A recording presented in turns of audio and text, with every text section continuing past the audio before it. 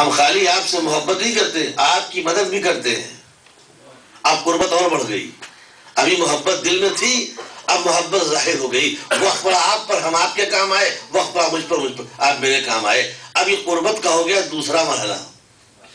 تو توجہ کیجیے گا، میں بات کو واضح کر کے بچے ہمارے ساتھ چلیں اور یہ مذہب کے حقائق کو پہچانیں. بزرگ مجھ سے بہتر جانتے ہیں. تو قریب ہونے کی پہلی منزل ہے محبت. قریب ہونے کا دوسرا درجہ ہے محبت کے ساتھ نصرت، مدد کرنا. اور قربت کو اور بڑھانا ہے تو اس کا تیسرا مرحلہ یہ ہے کہ میں آپ سے کہوں جائیے، آپ میری جان کے مجھ سے زیادہ مالک، آپ میری اولاد کے مجھ سے زیادہ مالک، آپ میرے مال کے مجھ سے زیادہ مالک، آپ میرے وقار کے مجھ سے زیادہ مالک. اب جب میں نے سب کچھ آپ کے حوالے کر دیا تو قربت اور بڑھ گئی. تو قربت کی پہلی منزل ہے محبت، قربت کی دوسری منزل ہے نصرت، اور قربت کی تیسری منزل ہے اختیار. جب بندہ اپنا اختیار کسی دوسرے بندے کے حوالے کر دے تو قربت اور بڑھ جاتی ہے. بھائی اسی اختیاری قربت کو شریعت کی زبان میں کہتے ہیں ولایت. ایک صلوات پڑھیں محمد والے محمد.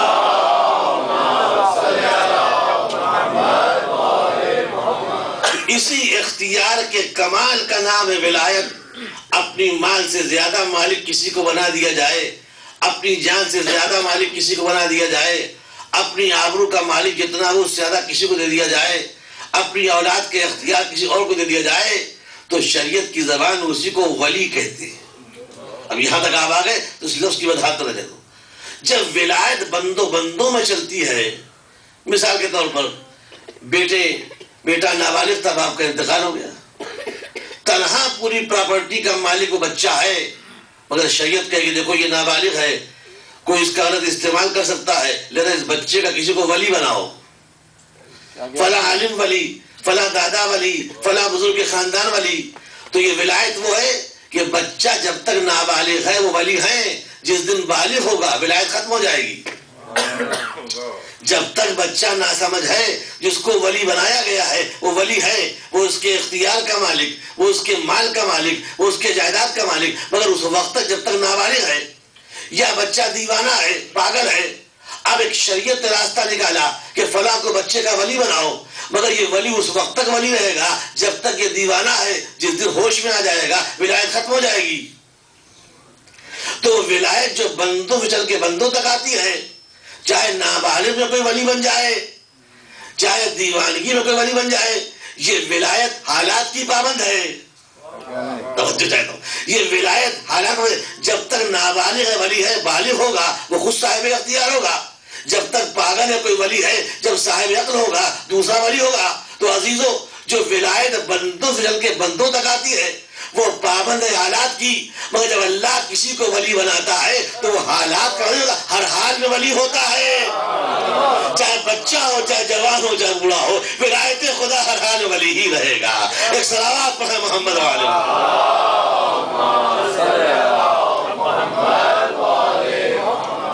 تو اسی لیے قرآن مجید میں پروردگار نے واضح طور پر دین کی ذمہ داری اور دین کی قیادت جن بندوں کے حوالے کی، ان کے واسطے ایک ہی لفظ رکھا، یہ ولی ہے. اسلام میں اختیار اسی کا چلے گا جس کو اللہ حق کے ولایت دے دے.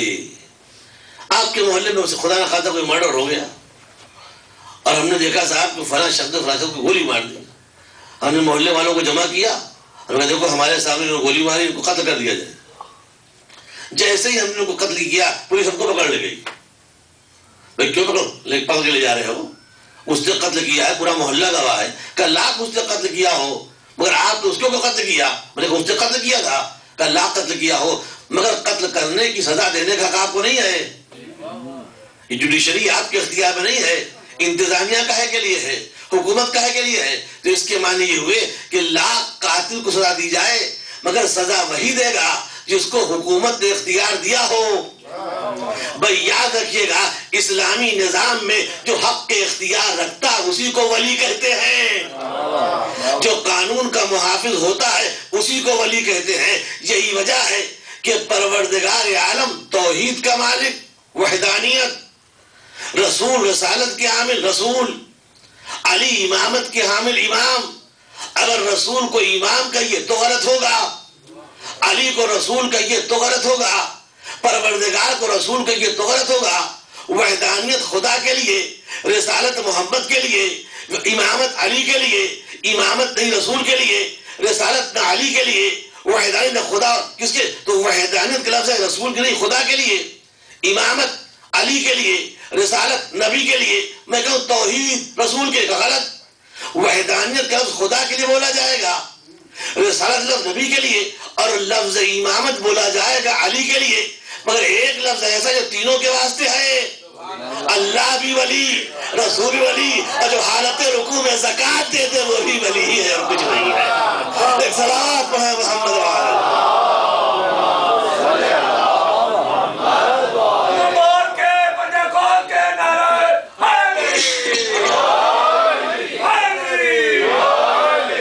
صلوات بھیجیں محمد وعلی محمد۔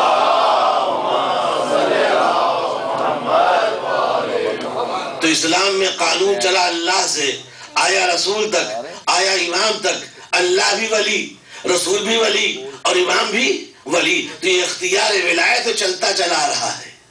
تو دین اگر کسی کو اختیار ہے، بس خدا کو اختیار ہے، رسول کو اختیار ہے، یا اس کو اختیار ہے جس کو اللہ ولی بنا دے۔ اب ایک لفظ کہتا ہوں، کبھی تفصیل پہ غور کر لیجئے گا، اسی لیے اللہ نے قرآن مجید میں کیا کہا؟ اللہ ولی، رسول ولی، اور وہ ولی جو حالت رکوع میں زکوٰۃ دے۔ مسلمانوں میں بحث شروع ہو گئی، جب حالت رکوع میں علی نے زکوٰۃ دے دی تو خشوع ختم ہو گیا۔ جب افسائل کی آواز مسجد میں علی کے کانوں سے ٹکرائی کہ پروردگار تیرے گھر سے تیرا بندہ خالی ہاتھ جا رہا ہے، تو علی نے انگلی سے اشارہ کر دیا، اس نے اتار لی انگوٹھی، تو سارا اخلاص، ساری للہیت، سارا خشوع بگڑ گیا۔ اچھا اگر خشوع بگڑ بھی گیا تو اللہ کو نہیں مانا تو خشوع بگڑ گیا۔ جو عمل آپ کی نگاہ میں مشکوک ہے وہی عمل معیار ولایت بن رہا ہے۔ جس نماز کے بارے میں آپ کا خیال ہے کہ معاذاللہ علی کی نماز ٹوٹ گئی، تو مجھے کہنے دیجئے جس کی ٹوٹی ہوئی نماز ایسی ہو کہ ولایت کا تاج منگا لے، اس کی مکمل نماز کا کیا عالم رہا ہوگا؟ صلوات بھیجیں محمد وعلی محمد۔ عالم اسلام میں بحث ہو رہی، نماز رہی کہ گئی، رہی کہ رہی۔ ارے بھائی پروردگار سے کہیے جب ایسی نماز تھی تو کیوں اس نماز کے عمل کو منتخب کر کے کہا کہ جو حالت رکوع میں زکوٰۃ دے وہی ولی؟ بھائی بڑا جھگڑا ہو جائے خدا نہ خواستہ آپ سے، ایک وکیل صاحب آپ کے، وکیل میرے صاحب، وکیل صاحب کہیں یہ مکان حاجی صاحب کا ہے، میں کہوں یہ مکان میرا ہے۔ آپ کے وکیل مضبوط تھے، مقدمہ جیت گئے، میرا وکیل کمزور تھا، مقدمہ ہار گیا۔ جب میرے وکیل نے فیصلہ سنایا کہ ان کا مکان تھا، واقعی ان کو مل گیا، آپ ہار گئے، مگر آج رضوان صاحب کورٹ بڑی زبانی ہوئی، دیکھیے فلاں رولنگ سے مقدمہ آپ کی فیور میں جا رہا ہے، فلاں ججمنٹ آپ کی فیور میں ہے۔ میں یہی تو کہوں گا وکیل صاحب، اگر ساری ججمنٹ سنانا تھا، سارے پھاڑے دینے تھے تو آپ کورٹ میں فیصلے کے پہلے دیتے۔ جب فیصلہ ہو گیا تو رولنگ کا حوالہ دینے سے فائدہ کیا؟ جب پروردگار فیصلہ سنا چکا کہ جو حالت رکوع میں زکوٰۃ دے گا اسی کو ولی بنائیں گے، جب فیصلہ ہو گیا تو بحث کاہے کی؟ ایک صلوات پڑھیں محمد وعلی محمد۔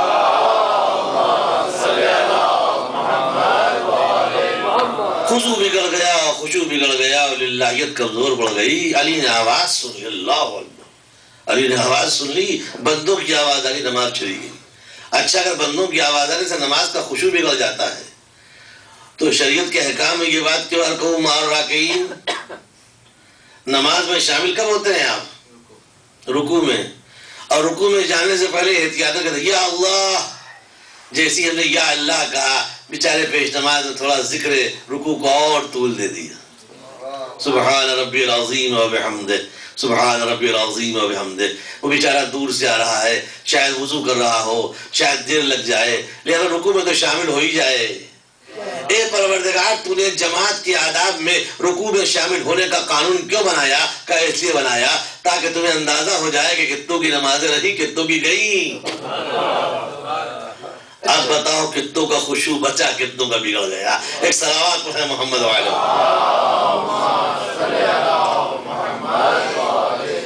اور اسی لیے ولایت وہ سرکاری لفظ ہے جو اسلام میں دین کے قائد و رہنما کو اللہ عطا کرتا ہے، ولی ولی ولی۔ تاریخ کا مشہور واقعہ میں عرض کروں تاکہ بات مرتب ہو جائے، بچوں کو یہ فلسفہ بھی یاد رہ جائے اور نکلنے نہ پائے زندگی، اہم موضوع ہماری زندگی کا ہے۔ ایک مشہور واقعہ، ایک صاحب تشریف لے گئے شام کا ایک شہر حلب، گئے ہوں گے ماشاء اللہ آپ لوگ، اسی حلب سے اردو میں ایک لفظ آ گیا حلبی، بہت بڑا۔ اب جب بیچارے گئے مسجد میں نماز پڑھنے کے لیے تو انہوں نے کیا دیکھا کہ جو مؤذن مسجد کا ہے وہ اذان میں کہہ رہا ہے یا اہل الحلب اللہ اکبر، اے حلب والو اللہ بڑا ہے، یا اہل الحلب اللہ اکبر ہے، یہ اللہ ساری کائنات کا خالق و مالک ہے۔ اذان میں یہ یا اہل امریکہ یا اہل حلب یا اہل ہندوستان، کیا دیکھو بڑی غلط اذان دے رہا ہے۔ یہ بجائے سیدھے فیدھے کرے گا اللہ اکبر اللہ یا اہل حلب، اے حلب والو اللہ بڑا ہے۔ میں شکایت کرتا ہوں اس مؤذن کی، اس مسجد کے پیش نماز صاحب سے، وہ انتظار کرتا رہا۔ تھوڑی دیر کے بعد وہ مسجد میں پیش نماز صاحب تشریف لائے، وہ بڑی جلدی میں تھے، انہوں نے کیا کہ نماز شروع کر دی اور ایک پیر رکھا مصلی کے باہر، ایک پیر رکھا مصلی پر، نماز پڑھا کر نکل گئے۔ جن سے شکایت کرنے جا رہا تھا جب ان کی نماز کا یہ حال ہے تو مؤذن کی شکایت کس سے کروں؟ پیش نماز صاحب ویسے ہی۔ اب اس نے کہا اس پیش نماز کی شکایت کس سے کروں؟ چلو شہر کے قاضی کے پاس پہنچا، قاضی شہر کے پاس۔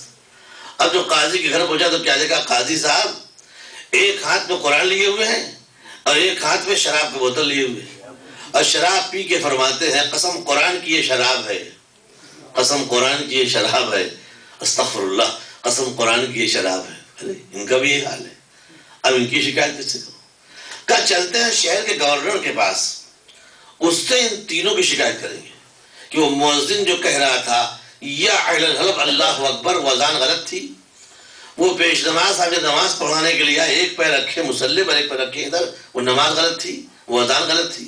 قاضی شہر کے پاس گیا، دیکھا وہ شراب کے نشے میں چور اور شراب پی کے کہتا ہے قرآن ہاتھ میں لیے ہے، یہ قسم قرآن کی یہ شراب ہے۔ میں تینوں کی شکایت قاضی گورنر سے کروں گا۔ اب پتہ چلا گورنر صاحب بہت بزی ہے، مصروف ہیں۔ ان کے سیکرٹری نے کہا دیکھیے صاحب بڑا دو چار دن آپ کو رکنا پڑے گا یہاں، کہتا تو آپ کے پاس نہیں ہے، کوئی ترکیب بتاؤ، ان سے ملاقات 5 منٹ کا کام ہے، مختصر ملاقات کرنی ہے۔ کا ایک راستہ ہے کہ چونکہ شہر میں ایک شخص کا انتقال ہو گیا ہے اور وہ جنازے میں ضرور شرکت کرتے ہیں، لہٰذا اگر مشاہد جنازہ میں تم شامل ہونا چاہو تو جنازے میں شامل ہو جاؤ، وہ مل جائیں گے، ان سے بات کر لینا راستہ کا۔ ٹھیک ہے، وہ انتظار کرتا رہا، جنازہ نکلا، وہ بھی نکلے گھر سے، ساتھ ساتھ چل رہے۔ کہ میں فلاں شہر سے آیا ہوا ہوں، مجھے کچھ شکایت کرنی ہے۔ خیریت تو کہ وہ جو آپ کے حلب کا مسجد کا پیش نام مؤذن ہے وہ کہہ رہا تھا یا اہل حلب اللہ اکبر، اہل حلب کے واسطے اللہ اکبر ہے بس۔ کہا تمہیں نہیں معلوم وہ ہم نے رکھا ہے کرائے پر، یہودی ہے، اس کا تعلق اسلام میں تھوڑی ہے، وہ مسلمانوں سے کہہ رہا تھا اے حلب کے مسلمانوں اللہ اکبر ہے، مجھ سے کیا پتا وہ یہودی تھا۔ کہا اچھا وہ پیش نماز صاحب وہ دیکھ لیے صاحب، ایک پیر مصلی پر ایک پیر مصلی سے بعد نماز پڑھا جائے۔ کہا تم کو نہیں معلوم جب وہ آ رہے تھے تو ان کا ایک پاؤں نجس ہو گیا تھا، ایک پاؤں رکھا باہر ایک پاؤں رکھا مصلی پر، نماز پڑھا دی۔ کہا وہ قاضی شہر کمبخت شراب پی رہا اور کہتا ہے قرآن اٹھا کے قسم قرآن کی شراب ہے۔ کہا تمہیں نہیں معلوم اس کو کورٹ میں فیصلہ سنانا تھا کہ واقعی یہ شراب کا تیز شراب جیسا ہے کہ نہیں، تو وہ قسم قرآن کی کھا کے کہہ رہا تھا کہ ہاں یہ واقعی شراب ہے۔ تینوں کا یہی حال۔ کہا اچھا یہ بتائیے جس کے جنازے ہمارا آپ شریک ہیں، یہ بیچارہ جس کو لوگ کاندھے پہ اٹھائے ہوئے ہیں، یہ بار بار چادر اٹھا کے کہتا ہے میں زندہ ہوں مجھ کو دفن نہ کرو، مگر ہر آدمی اس کو لے جا رہا دفن کرنے کے۔ کہا تم نہیں جانتے کہنے والا ایک ہے مگر جنازہ اٹھانے والے 500 ہیں، جو 500 کہیں گے وہ مانی جائے گی، ایک کی مانی جائے گی۔ ایک صلوات پڑھے محمد والے۔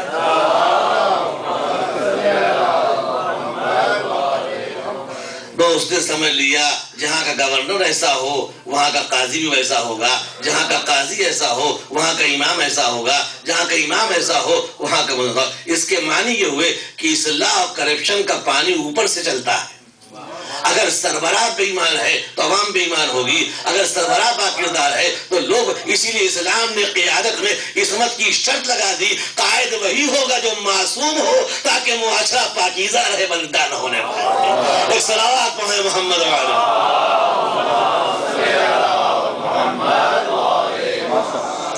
اس لیے اسلام نے ولی کے ساتھ عصمت کی شرط لگا دی، طہارت کی شرط لگا دی، پاکیزی، وہی ولی ہوگا جو معصوم ہو تاکہ اس کے نتیجے میں طہارت ہی طہارت ہے. وہی ولی ہوگا جو عادل ہو تاکہ اس نتیجے میں عدل و انصاف کی فضا سازگار ہو. وہی ولی ہوگا جو صاحب علم ہو تاکہ معاشرہ سوسائٹی علم یافتہ ہو، تعلیم یافتہ ہو، جہالت کی دنیا پائے. تو جیسا وہ ہوگا ویسے ہی سماج ہوگا، ویسے ہی معاشرہ ہوگا، ویسے ہی عوام ہوگا. آج عالم اسلام کی تباہی کا راز یہی ہے کہ دنیا نے رہبر کے انتخاب میں بڑی کوتاہی کی. دنیا نے ولایت کو الگ کر کے ملوکیت کو اپنا حاکم بنا لیا. جب مالک اور بادشاہ کے اختیار میں اسلام آیا تو قتل آ گئی، غارت گری آ گئی، فسق و فجور آ گیا. جب تک معصوم ہاتھوں میں تھا طہارت ہی طہارت تھی. جب سے ملوکیت آئی اسلام دہشت گردی کا شکار ہو کے آج ساری دنیا میں بدنامی کا سبب ہو گیا. یہ اصل مسئلہ قیادت کا ہے. ملوکیت فساد پھیلاتی ہے، بادشاہت فساد پھیلاتی ہے. یہی تو کہا تھا بلقیس نے. اب بات آگے تو لفظ کہنا چاہتا ہوں، شاید وقت زیادہ ہو جائے. بعد مرتبہ مل کے صلوات بھیجیے محمد والے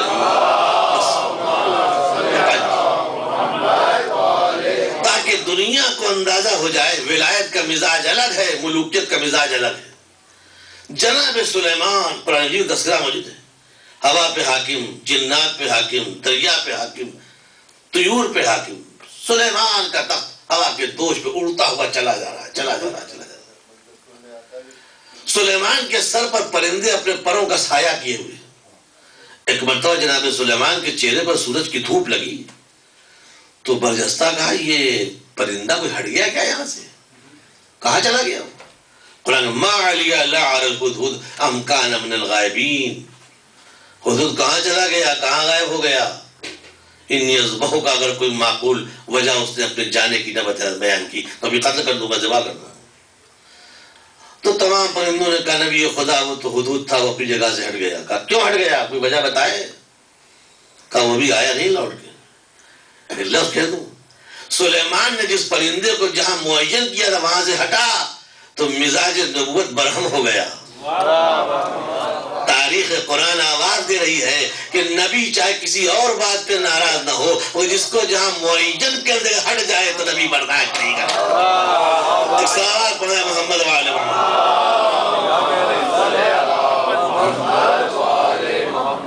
پرندہ کیوں اپنے مقام سے ہٹا؟ یہ مزاج نبوت پر بار ہے، میں اسے برداشت نہیں کرتا. تھوڑی دیر کے بعد ہدہد آیا.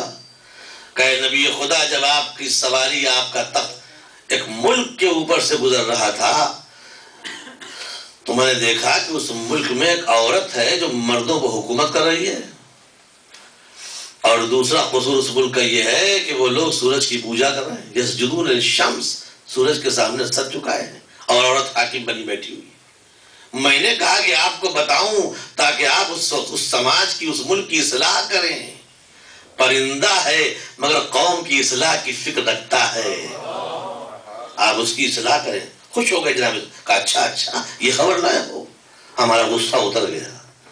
اے نبی خدا، دو باتیں پائی جاتی ہیں، ایک تو عورت ہے مردوں پر حاکم بنی ہوئی ہے، اور دوسرا قصور یہ ہے کہ پوجا ہو رہی ہے، سورج کی پرستش ہو رہی ہے، سورج کی، اور عورت حکومت کر رہی ہے. میں کہوں گا اے ہدہد، تو عورت کو حاکم بن کے کیوں تعجب کر رہا ہے؟ اے ہدہد 21ویں صدی میں پلٹا، ہر گھر ملک سبا بنا ہوا.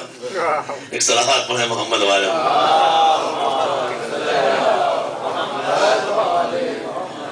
ایک عورت کل حکومت کر رہی تھی تو ہدہد کو تعجب ہو گیا، آج ہر گھر ملک سبا کا منظر پیش کر رہا ہے.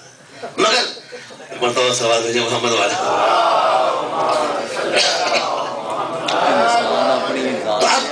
دو باتیں ان میں پائی جاتی ہے. ایک بات تو یہ کہ یسجدون للشمس، وہ سورج کی پوجا کر رہے ہیں، اور ایک وہ کہ عورت مردوں پر حکومت کرے گا. اچھا اب جو اس کو پتا چلا، پہچانی ملوکیت کیا ہے، جہاں میں بات کرتا ہوں واقعہ میں قصہ نہیں سنانا. اب جو اس کو پتا چلا کہ قافلہ ایک تخت گزرا ہے جہاں پہ بڑے بڑے بادشاہ تھے، ایک بادشاہ کی سواری گزری، اس نے فوراً اپنی منسٹری کو بلایا، اپنے مشیروں کو. کہ بھائی کون لوگ تھے یہ؟ کہا تم نہیں جانتی ملکہ صاحبہ، یہ بادشاہ ہیں، یہ ملک ہیں، یہ ملوکیت کے تاجدار ہیں. ان کا انداز یہ ہے کہ جس علاقے میں داخل ہوتے ہیں عزت داروں کو ذلیل کر دیتے ہیں، آبادیوں کو تباہ و برباد کر دیتے ہیں. یہ شہنشاہ ہیں، یہ ملک ہیں، بادشاہ ہیں، اور یہ قرآن مجید، ان الملوک اذا قریۃ، جب یہ کسی قریے میں داخل ہوتے ہیں تو آبادیوں کو کھنڈر بنا دیتے ہیں، عزت داروں کو ذلیل کر دیتے ہیں۔ مگر وہ سمجھدار تھے، بالقدر کا نہیں، ہم تمہارے کہنے سے ان کے مزاج کو نہ پہچانیں گے، ہم چیک کریں گے کہ واقعی وہ ہے کہ نہیں۔ تھوڑی دیر کے بعد جناب سلیمان نے خط بھیجا اس کو، اور اس خط میں خالی 3 فقرے لکھے کہ بسم اللہ الرحمن الرحیم، شروع کرتا ہوں اس کے نام جو رحمان و رحیم ہے، دیکھو سرکشی نہ کرو، حق کے سامنے جھک جاؤ، اور میں اللہ کا رسول ہوں۔ بس 3 باتیں، شروع کرتا ہوں اس کے نام جو رحمان و رحیم ہے، سرکشی نہ کرو، حق کے سامنے جھک جاؤ، میں اللہ کا رسول ہوں۔ جیسے اس نے خط پڑھا تھا، یہ تو کہتے بادشاہ